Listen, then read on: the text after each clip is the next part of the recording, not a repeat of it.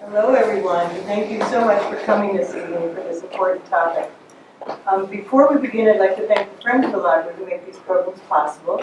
I'd also like to thank our partners at Barrett Bookstore who have the book on the shelf back there for purchase. And let me tell you a little bit about our guests. Michael Groat, PhD, is the Chief Clinical Officer of Silver Hill Hospital and Associate Clinical Professor of Psychiatry in the Yale Department of Psychiatry. He was Associate Professor of Psychiatry and Behavioral Sciences at the Baylor College of Medicine. Prior to Silver Hill, Dr. Groat was the President and CEO of Cooper Reese, a residential treatment center in North Carolina. He has taught nationally and internationally on the subject of suicide assessment and treatment. Ivan Maisel, our author this evening, I keep trying to catch his eye, is the Vice President, Editorial, and Senior Writer at on3.com. He has covered college football for nearly 4 decades, from 2002 to 2021, as a senior writer for ESPN, where he wrote for ESPN.com, appearing on television, ESPN radio, and on podcasts. Prior to joining ESPN.com, Ivan covered national college football for Sports Illustrated, Newsday, and the Dallas Morning News. He has been honored 8 times for Best Story of Football Writers by the Football Writers Association of America, and twice by the Associated Press Sports Editors, which in 2019 named him one of the 10 best sports columnists. Ivan earned a bachelor's degree in American Studies from Stanford University. We are so honored to have you all here, and thank you so much. Thank you. Hi. Hi. We have met. We have that. Good to see you, Ivan. Yeah. Thank you, Michael. This is, thank y'all for being here. I know a lot of you, and even ones I don't know, thank you for being here. The book, I keep trying to catch his eye, is not merely, the subtitle is a memoir about, make sure I get it in the right order, loss, grief, and love. And it's more about grief and learning how to carry grief. As someone who was terrible at grieving and worse at comforting people who are grieving, once I was on the other side of the equation, it was a revelation, and I didn't want to write a book just about Max. I thought that would really be for me, and I didn't want to write a book for catharsis. I thought again that would just be for me. Catharsis to me was, you pay me $28 and I dump all my problems in your lap, and that just didn't really seem like a very fair equation. But grief is universal. We all, if you live long enough, you experience it, and in having learned how to live with it and pick it up and carry it with me, I thought maybe that's something that I could write about that would help others. And of course, in the process of doing it, of course I write about Max, and of course I write about his loss, and of course I write about mental illness, and which is why Michael is so handy to have today and gracious enough to be here. Okay. Thank you. Yeah. Well, nice to meet all of you, and welcome. I'm the representative of mental illness, and so I'll talk a little bit tonight about mental illness and how that relates to all of this. But I do want to say, Ivan, that as I read your book, I think you not only effectively demystify grief and what it means to carry grief, I think you also point to the importance of talking about mental illness and point to the difficulty we can all deal with on just even acknowledging it, talking about it. It's something that can easily be swept away, something that can be often accompanied by shame, anxiety. And so I love also that not only are you so effective in powerfully so, in talking about grief. I think you also point to the importance of talking about mental illness. And I look forward to talking more about that with all of you tonight. Good. Yeah. It's been interesting. The book's been out for a little while now, and in doing events like this and continuing to talk about mental illness, that's been sort of revelatory to me, to just to hear the questions that are asked. And it dawned on me over the course of the last few months that the phrases mental health and mental illness, I think we as a society have always focused on the first word, when really the focus should be on the second. You know, it is an illness,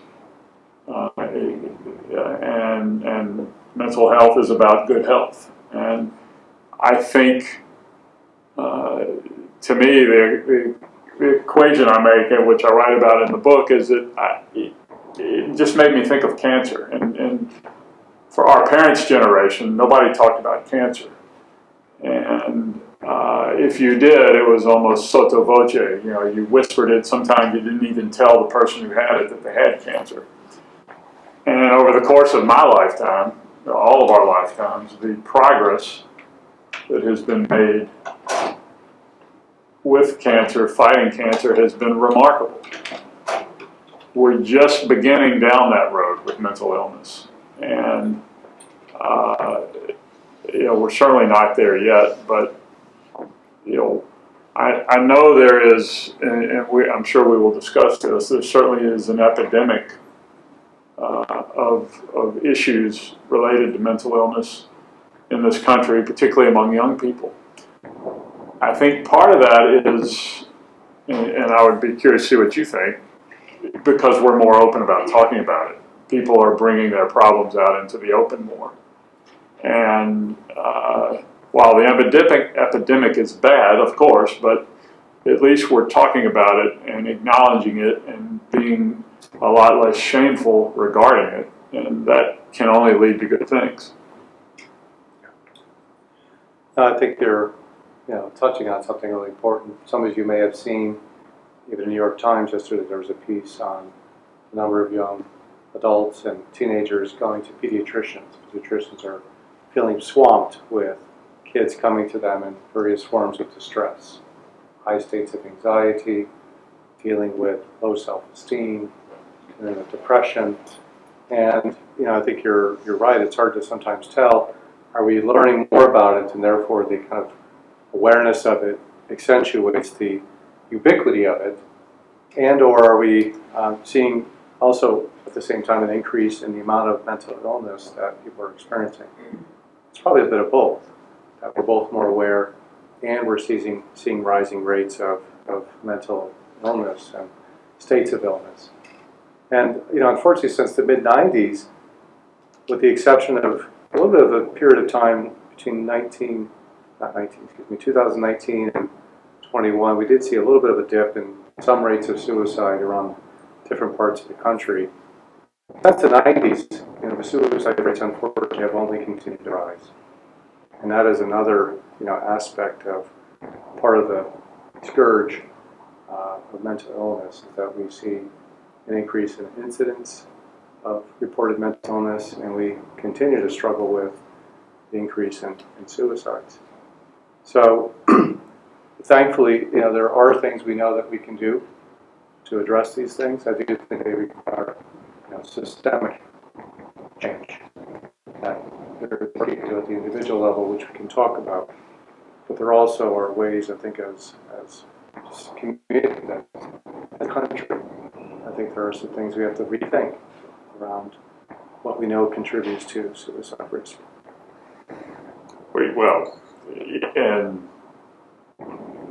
I think, what happened with Max, Max was at college, we didn't know, and we knew he was being treated for depression, but when he began to spiral, we had no idea. Now, part of that was Max's personality. He didn't communicate unless he had to. but he did reach out for help on campus. They were trying to help him. He just slipped through their hands, and not.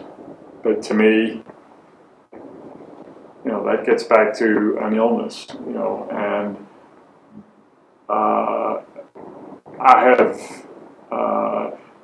I think one thing we do with mental illness is we think it can be fixed, or, certainly in my generation, you think, well, you can handle it. You can just, climb out of the hole yourself, toughen up. That's really not the case, and I decided that with the help of a friend, a woman I grew up with who's on the faculty at the Duke School of Medicine, called me the week Max disappeared. And if you have not read the book, Max,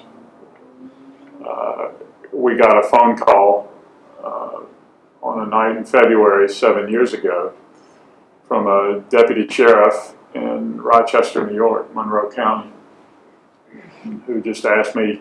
They had found Max's car in a parking lot at the city park for Lake Ontario, county park for whatever it was, some kind of park at Lake Ontario. It was a mile east of my brother-in-law's summer house. Knew right where it was. Max, knew Max had been there every summer from the time he was a toddler. And, there was no explanation. It was 10 degrees. 2015 was a terrible winter. So,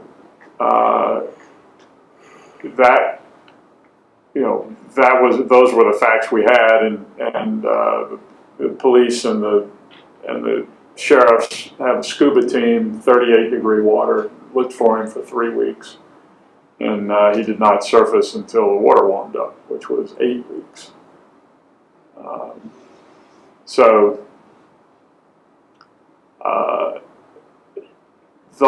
The first week in which we had just been blindsided by this, and we're trying to figure out what to do, what happened, all the things you can imagine. I got a phone call from my friend at Duke, who I grew up with. Our mothers were best friends, and she said to me a couple of things that really helped me deal with it. And one was that you'll never understand. Don't try to figure it out, because you think with a rational mind. And if somebody does what we assume Max did, that's not a rational act. So you'll never understand it. And the other thing she said was, if someone has suicidal ideation, if they have a plan, unless you know when, where, and how, you can't stop them. Look, that might totally be a get out of jail free card for me, and I may have just used it that way. But it made sense to me, and I just thought about it and decided she's right, and I didn't go down the road. Obviously, I didn't go far down the road of guilt. I mean, obviously I have guilt, but I understand that he was sick, and that's at the end of the day, even if I had known, there's no guarantee, what could I have done, So, that thought, that frame of mind has given me a lot of peace.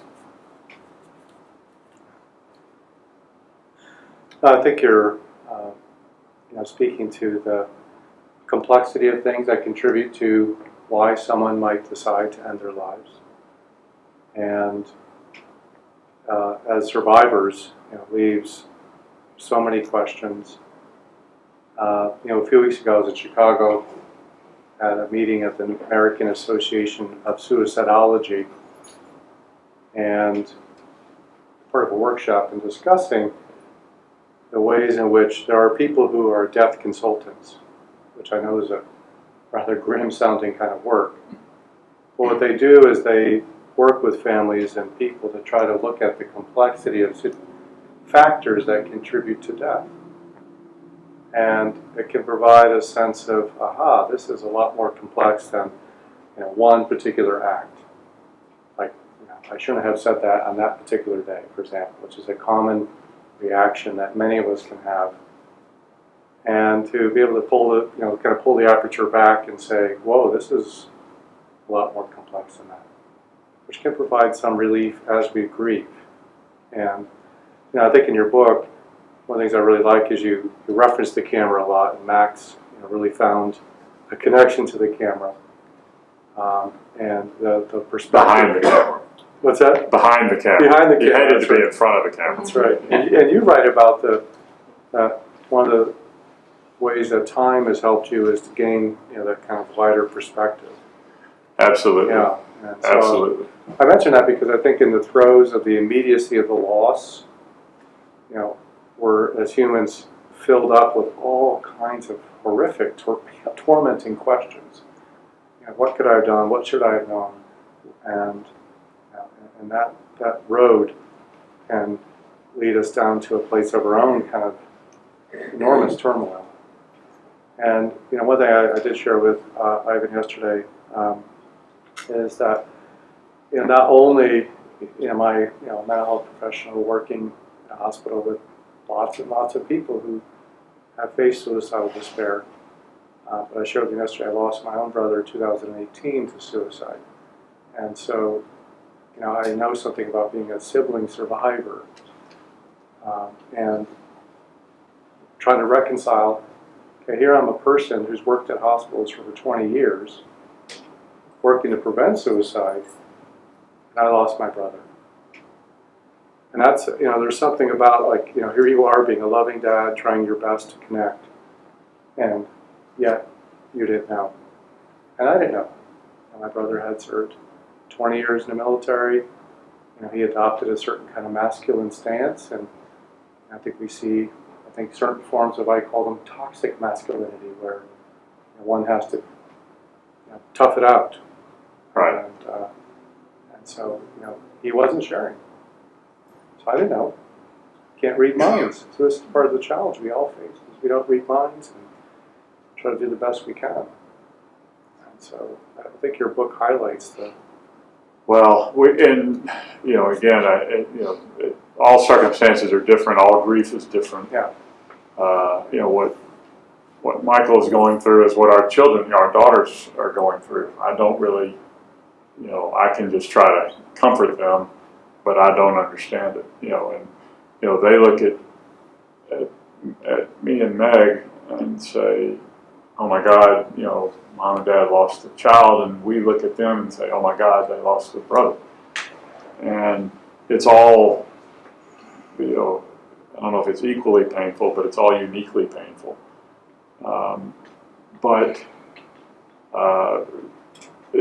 And the other point I would make in terms of trying to figure it out, and again, this speaks a little bit to rational mind, irrational mind. Max did not leave a note. And I'm really thankful that he did not, because I feel as if, and I don't know what you think about this, Michael, but I feel like whatever he would have said, I would have just attached incredible importance to that, and yet he would have said it from this place of irrationality.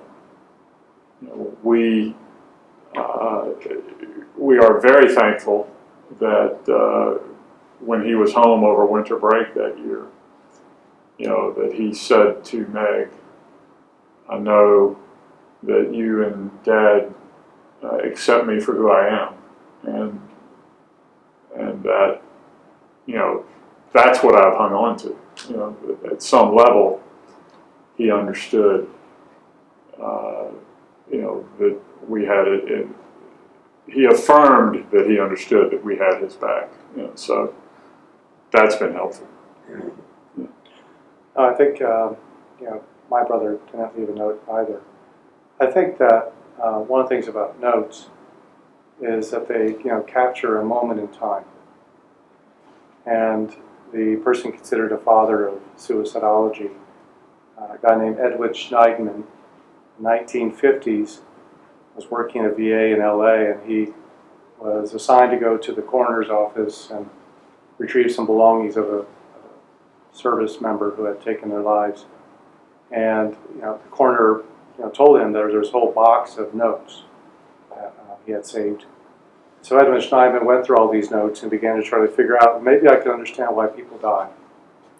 And he had some understanding after going through thousands of notes. Wow.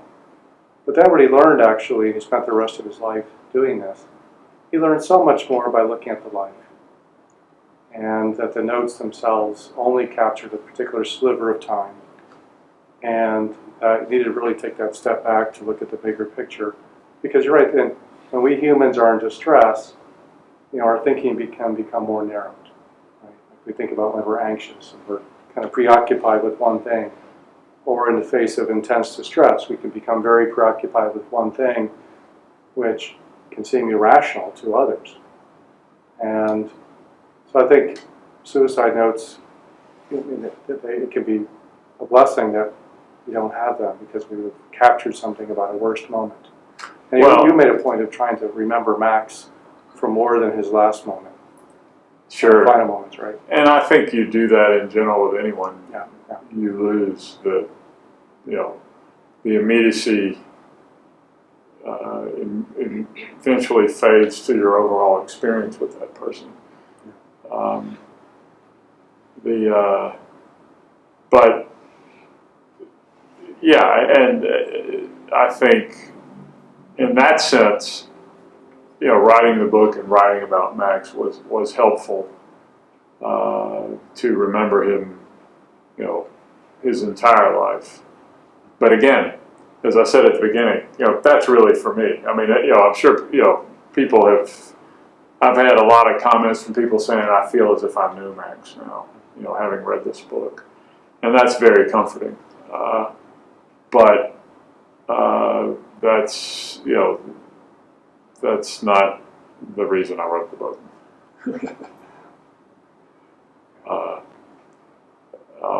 It was really to deal with grief. And to your point, there's a man named David Kessler who is sort of the heir. There's a woman named Elizabeth Kubler-Ross who created the 5 stages of grief. And he's sort of her heir, academically her heir. And he has done great work with grief and great work with parents who have lost a child. And just a few years ago, he lost a child. And one of the first things he said after he lost his child was he apologized to every parent he had ever counseled. He said, I had no idea. So it didn't render everything he said before that moot. But it was pretty powerful to hear that.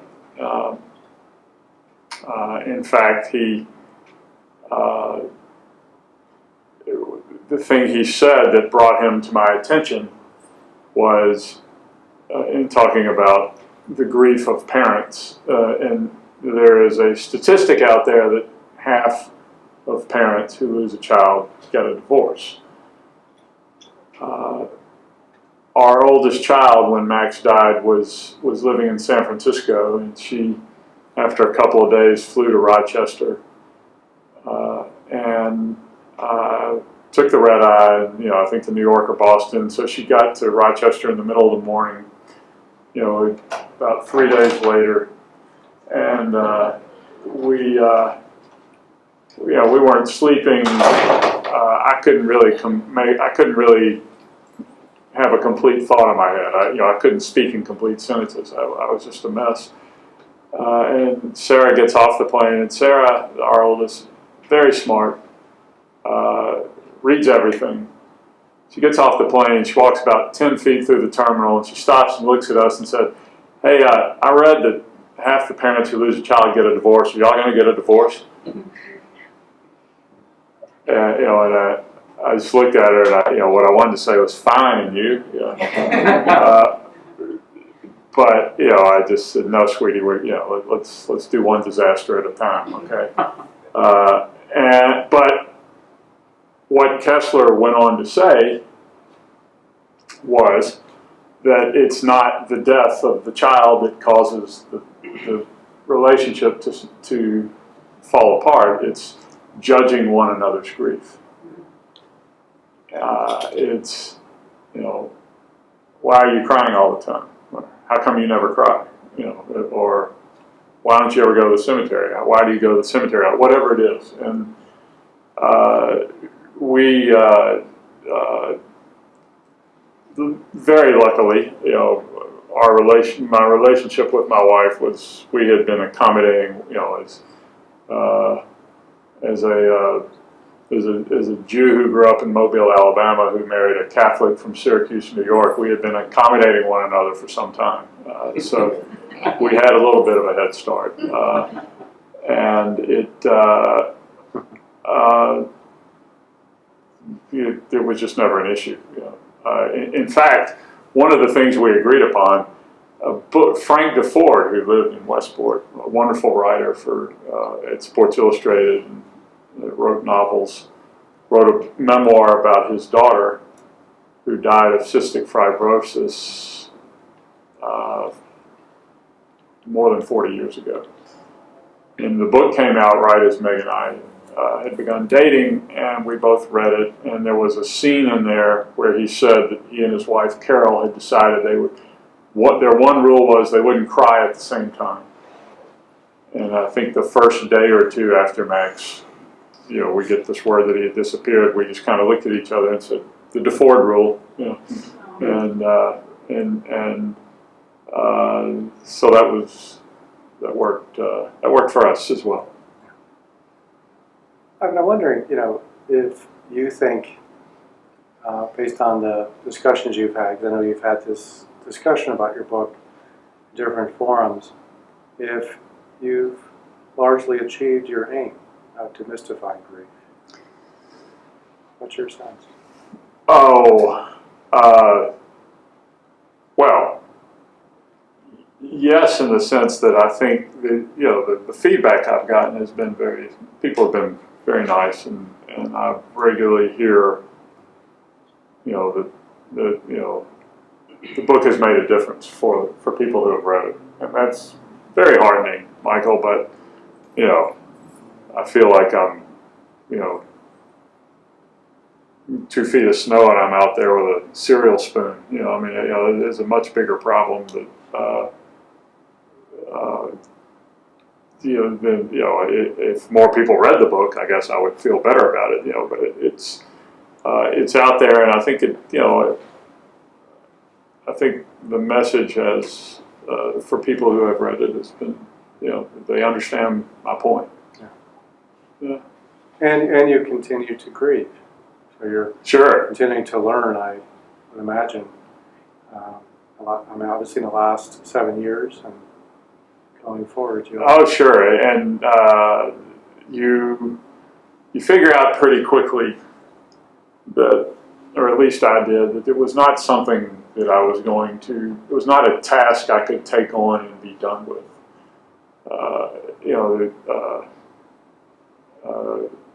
Meg said we don't do prepositions. Grief is not something you get through or that you get over. It just is. And the idea of it just, I had a picture of it just being right here. And that was sort of, in a way, oddly comforting to understand that I couldn't fight it. I couldn't do this. That all that does is your arm will get tired after a while. And the message that I've, and again, this speaks to what I was talking about in terms of our marriage, and the message we gave to our daughters was, we don't care how you grieve, but grieve. deal with it. Because if you don't deal with it, if you don't get it out of you when you're in control, then it will come out of you when it's in control. And and that might not be at a convenient time for the rest of your life. That you can't. It's much better to go ahead and deal with it. And our daughters were very different about it, just as Meg and I were different about it. Our oldest went straight to a grief counselor. The one who reads everything. She knew what to do. She boom, boom, boom, boom. And after a year or so, he said, "There's nothing more I can do for you." The younger one eventually went to a grief counselor, and that's kind of her personality. She was too busy, and in her defense, she went to college 7 months after Max died. So she was not. This was her chance, as it is for everyone who goes to college. This is your chance to be a new person. But she got out there and eventually figured out that she couldn't. That she did have to deal with it, and did so, and still do, as do we all. Your book, I think, and your story is a testament to, what's referred to in, many aspects of mental health, the notion of radical acceptance, the way you look death and grief right in the eye and acknowledge it as is. And one of the things that I do every day in my work is working with people around the understandable human dilemma of, I don't want to look at that. I don't know if I could bear that. And there's one way of thinking about suicide that Edwin Schneidman introduced. He introduced this term called psychache. And psychache is, at its core, the sense that I can't bear this any longer. What I'm bearing is intolerable, and I would rather die. And many people who have suicidal wishes, what they really want to have happen is the pain or distress goes away. And then sometimes there's a sense that, well, I want to take this action to just make it go away permanently. And so one of the challenges is how we can live with difficult feelings. And every day in work at the hospital, we actually have mindfulness groups to help people sit with. We talk about sitting with, being with, rather than trying to ward off, drink away, do other things to avoid. It's really difficult. It's extremely difficult. And I think what you're showing is that it's possible. It's damn hard work. But that's, I don't know if you see it as hard work, but the way you've allowed yourself to accept and work at acceptance is, in many ways, the heart of helping people I work with every day shift from states of illness, where they try to avoid and not deal with or not grieve, not feel, to allowing themselves to be human. In fact, in a lot of trauma work, there's the idea of what's called stuck points. And just to say briefly about it, when we humans experience a traumatic event, we're going to have a lot of feelings about it. We're going to be horrified that it happened. We're going to be sad that it happened. We might even be pissed off that it happened. A lot of reactions we have. We can be stuck, though, in a very normal human process of recovery when we kind of get preoccupied with, well, I should have been able to prevent it. Or I should have done this, or all the shoulds, and the ways we kind of start judging it, as you're talking about. And one of the essences of trauma recovery is the allowance for what it is to have to be, and to come to terms with that. It's not easy, and I think we need to do it with other people. So a lot of things you're talking about are things that oftentimes we need other people to help us bear.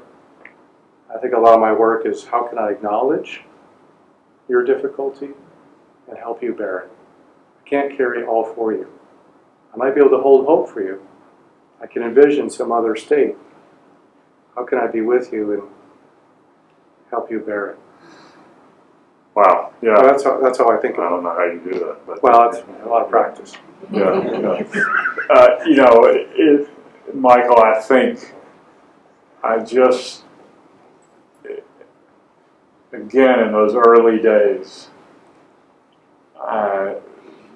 I was so overwhelmed, and I thought, you know, what can I handle and what can I change? Well, I can't change the fact that Max is gone, and you know, the old Buddhist belief that just it's not what happens, it's how you react to it, and which I found very powerful.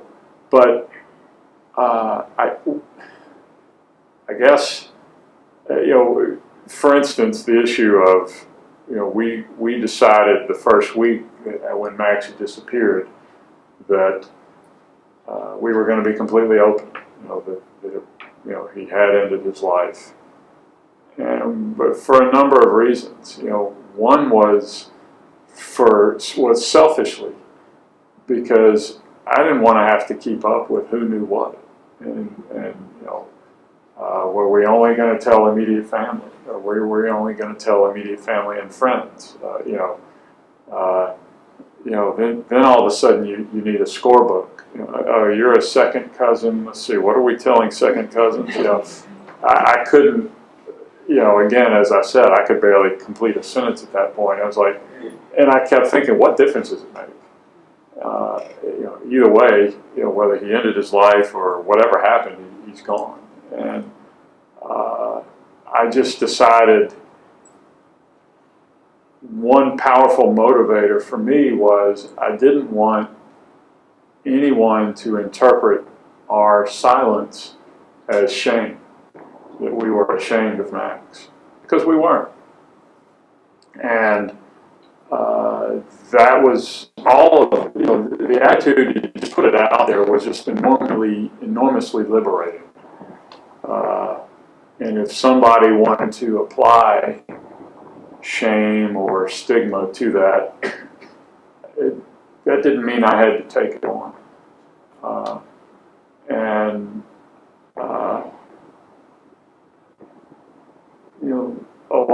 it's on the same spectrum of thought as dealing with grief, and how people would talk to us and how they would talk to us about Max.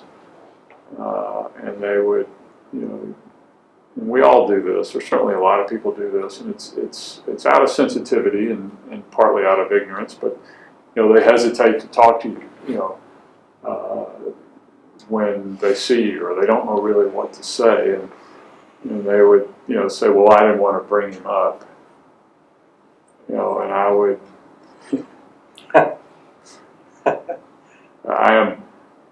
I'm a smart ass by nature and by trade, actually, now that I think about it. But I would smile so they know I wasn't,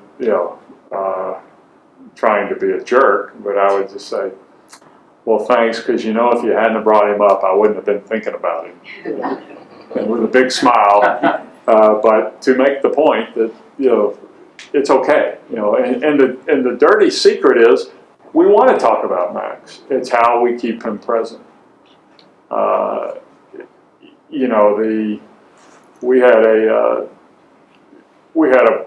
When the book came out last fall, we had our neighbors and some friends, and we had a get together, and Max's fourth grade teacher came, and who we loved, and she loved Max, and she told me a great story about Max in the colonial play, Mrs. Mokulis, and quiet, shy Max, played Patrick Henry, an inspired bit of casting by Mrs. Mokulis, and it's New England. I don't have to say that here. Usually I say it's New England. It was a colonial play, and Max stands up and he pounds the table and says, "Give me liberty or give me death," and the whole class went, "Whoa." Wow. And she said even she did it a little bit. And I was like, great. And, That's an anecdote I didn't have. That's a gift, you know, because the worst thing about losing somebody is you have a finite amount of interactions and memories, and you don't, you know, that's all you get. And if somebody can bring you one, that's really powerful.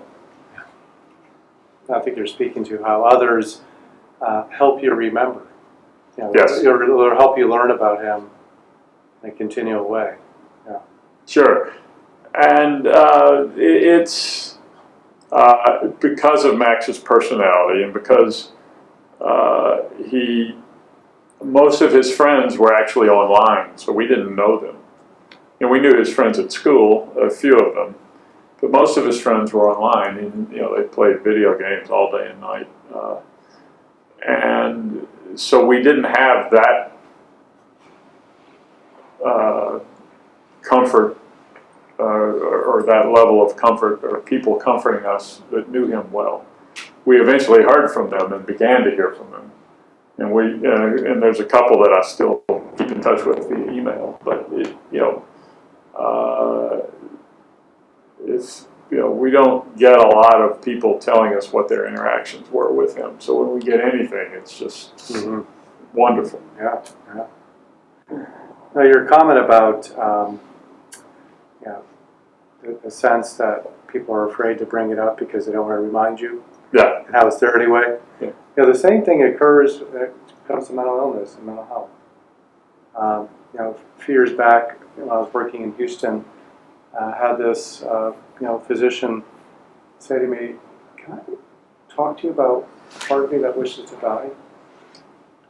And I said, "Yeah."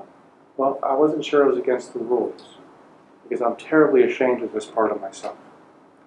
And so what that led to is a way of realizing like how many people feel like there's some kind of it's something foreboding.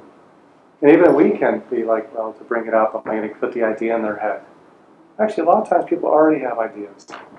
And you provide them liberation, as you're saying, to be able to talk about it and say, yeah, well, I'm thinking about my son, yes. Or a part of me really is struggling. Thank you for allowing me to just name that. And there's something that can be profoundly relieving because to be left alone with pain is probably one of the worst things I think we humans can deal with. And so I think sometimes we underestimate how valuable it can be to name something directly. And, you could always say, I don't want to talk about it. Yes. But to assume that I'm going to bring up something uncomfortable for you usually is about our own discomfort. Absolutely. Yeah, Well, it certainly was for me. Has been for me. And I still fight that, Yeah. But it's to me unbelievable that it's already 7:45. But I know. Want to take some questions? So I think just raise your hand and I'll let you gentlemen. I'm just curious what is behind the title? yes, thank you for asking. So the wallpaper on my phone, which you can't see because I have messages, but it's a picture of our three children, and the two girls at our oldest college graduation. The two girls are looking right at the camera, and Max is doing this. The camera's here, and he's doing this. So I was just looking at my phone one day, 4 years ago, and said, come on, Max, look at me. So that's the derivation of the title. This is a photo that Max took of himself. He was a photography major at RIT, and he had an assignment to take a author photo for a book of his photography. Now, let me, in case all of you have read a book before, that's an author photo, right? Max hated having his photograph taken. He would do it under maternal edict for holiday pictures and other events. But otherwise, he would just sort of, not cooperate. So this was what he turned in as his author photo. And that is actually Lake Ontario. That's my brother-in-law's pier. That's about a mile west of the pier he went on. And when he when he walked onto the ice. The cool part of this is that he's now a published photographer, so that's That's awesome. the credit, he gets a photo credit in the book. Thanks for asking.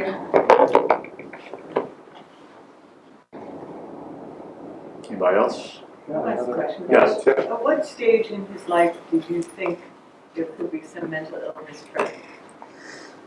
We knew pretty early. I mean, he was, Max was,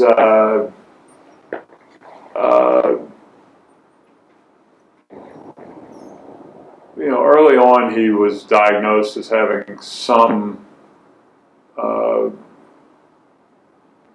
he was not autistic, he did not have what used to be called Asperger's, but he was somewhere on that spectrum.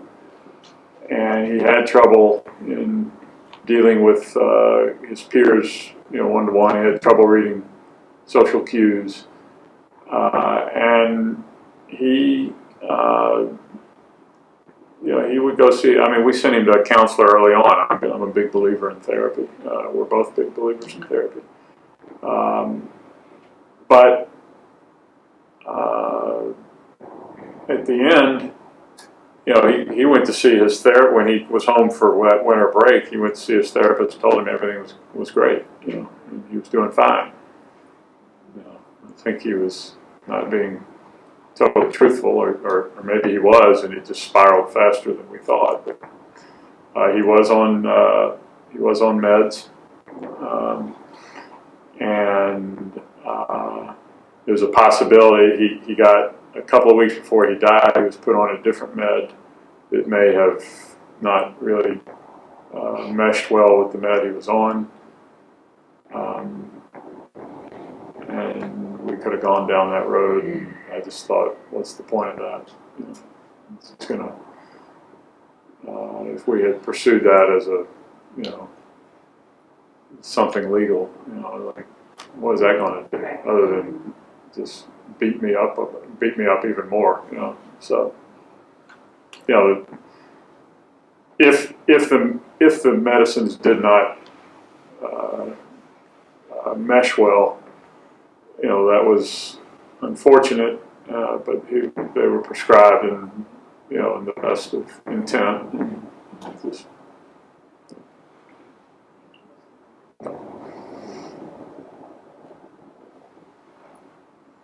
Anyone else want to ask a question? we got to talk more. Yes. Okay. As someone who's lost a child, what would you share that people have done for you that made you feel loved, I guess, and thought of in the situation? Oh, what a sweet question. I think it works really for anybody who's lost a loved one.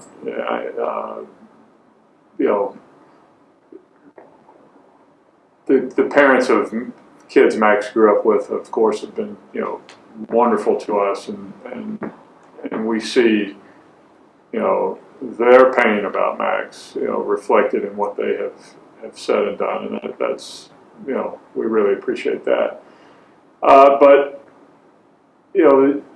a lot of what I talk about in this book about what people did for us, it sort of emanates from the book Option B that Sheryl Sandberg and Adam Grant wrote, and which Sheryl spearheaded after her husband died suddenly.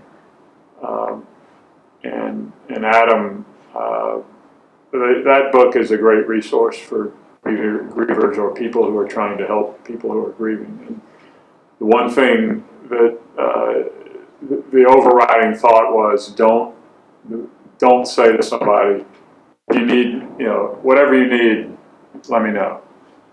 Because, as I said before, I have to keep track of who knows what. Now I become an event coordinator.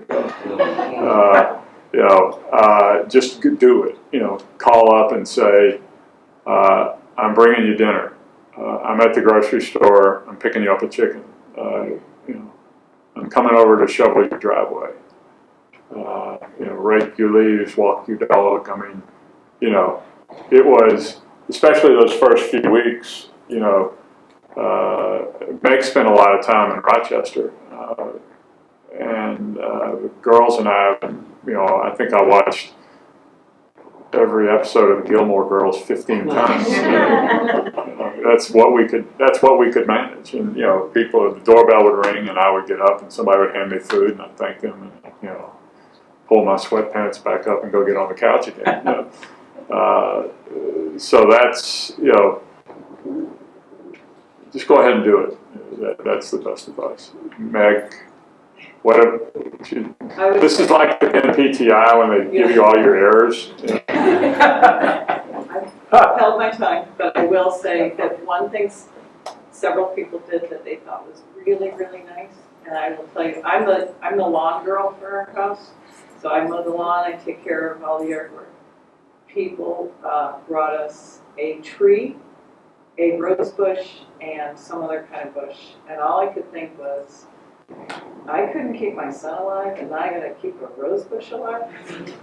Don't bring plants unless you say, I'm gonna plant it for you, and I will take care of it for you until it's established. And that sounds like a little thing, but I just remember planting the rose bush. Jesus Christ, this is not helpful. But what I've been saying is true. Like, just say, do you want pepperoni or do you want onions? Because pizza's coming the next 3 weeks. I would have kissed somebody if they said, I'm going to walk your dog every day. But people don't know to do that. But they want to help, and that's why they'd say to me, let me know what I can do. But it's as I've said, now you have to come up with a to-do list for them. So do, except not. That's good advice.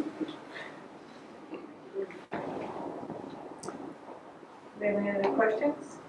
Okay. Yes. Has time changed your burden of grief, and has writing the book changed your burden of grief? It's a good question. Good questions. Yes. Time has certainly changed the burden. Along the lines of deciding that we were going to be open, we also had to decide that we were going to be open to the rest of our life. 2 weeks after Max's body surfaced, our nephew got married. And, did we want to go to the wedding? Of course not. But I kept thinking, this is a joyful event staring you in the face. Why would you close yourself off from that? And a lot of it was fake it till you make it, especially that wedding. But I just kept thinking, just because this really bad thing happened does not mean that good things are going to stop happening. And if you close yourself off from those good things, you're losing again. And can you enjoy them? That's a different topic. But eventually you do. And with all of this, and with any grief, but especially with this grief, it's very incremental. You catch yourself having a good 5 minutes. You catch yourself having a good hour. Then all of a sudden you've had a good day. We have a neighbor whose husband died suddenly, a cardiac event, and she said to me in the grocery store one day, she said,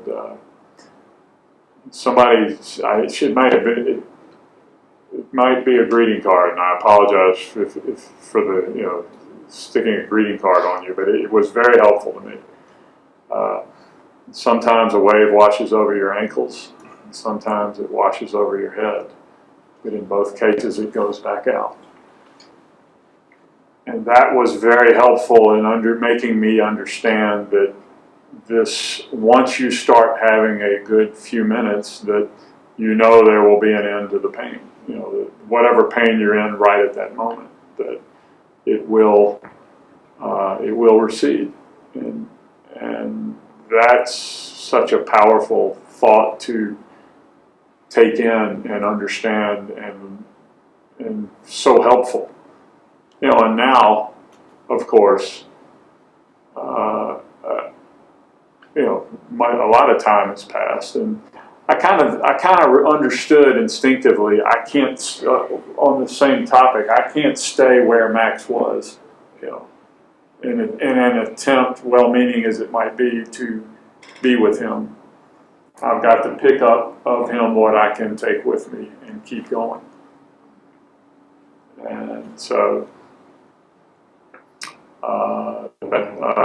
that becomes easier certainly with time. I think we have one more question if anyone has one. Otherwise, we'll let Ivan and Michael end their evening, and you can sign some books for us and Oh, sure. the audience. And I want to thank you both so much for letting us share this intimate and heartbreaking story. Thank you. Thanks for being here. Thank you, everyone.